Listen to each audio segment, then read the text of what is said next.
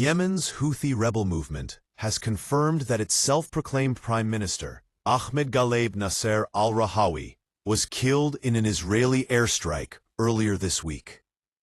The Iran-backed group said several other senior officials were killed when the Israel Defense Forces, IDF, targeted Yemen's capital, Sana'a, on Thursday.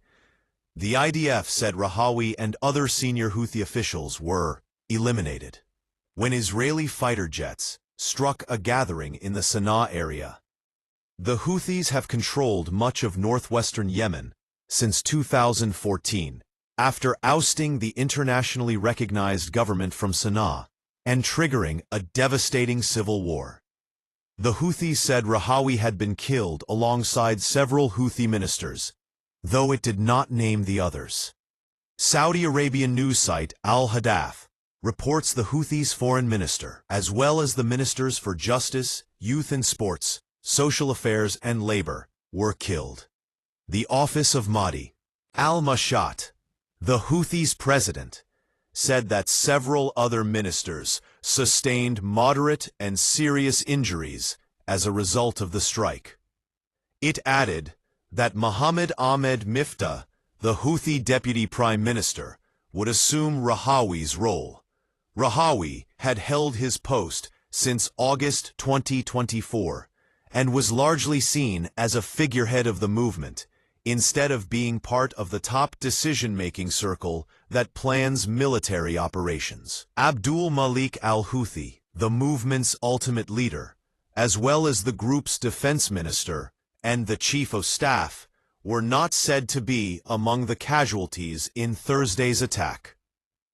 The IDF said in a statement late on Saturday that it had carried out the strike within a few hours of receiving intelligence concerning the gathering. It said it was still assessing the operation's full impact. Since the start of the war between Israel and Hamas in Gaza, the Houthis have regularly launched missiles at Israel and targeted commercial ships in the Red Sea and Gulf of Aden, saying they are acting in solidarity with the Palestinians.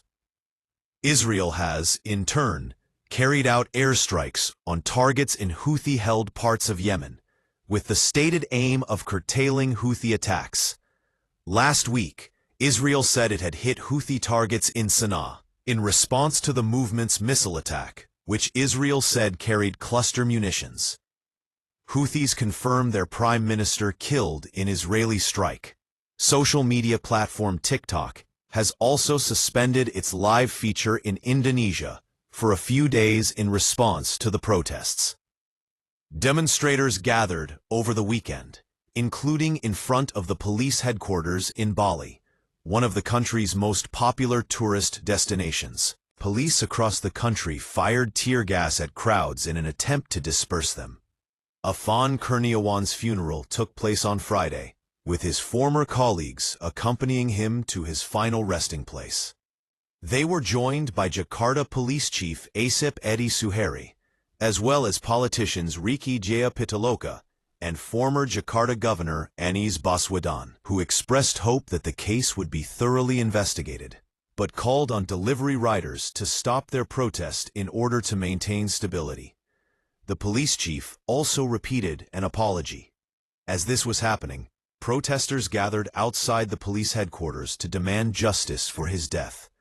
An apology has also been issued to Mr. Kurniawan's family by Subianto, who said he was shocked and disappointed by the excessive actions of the officers. The governor of Jakarta, Pramono Anung, also visited Mr. Kurniawan's family, expressing condolences and offering financial assistance for his funeral arrangements. 7 members of the Mobile Brigade Corps, Satprimob, were found to have violated the police professional code of ethics on Friday. As the day went on, crowd continued to grow as students from Pertamina University arrived. Earlier, protesters had put up a banner on a nearby pedestrian bridge that read, "Arrest the damn officers." In Kuitang, an area of central Jakarta, tensions rose as the protesters marched to the road in front of the Indonesian National Police headquarters. They had previously been blocked by the Marine and Army squad.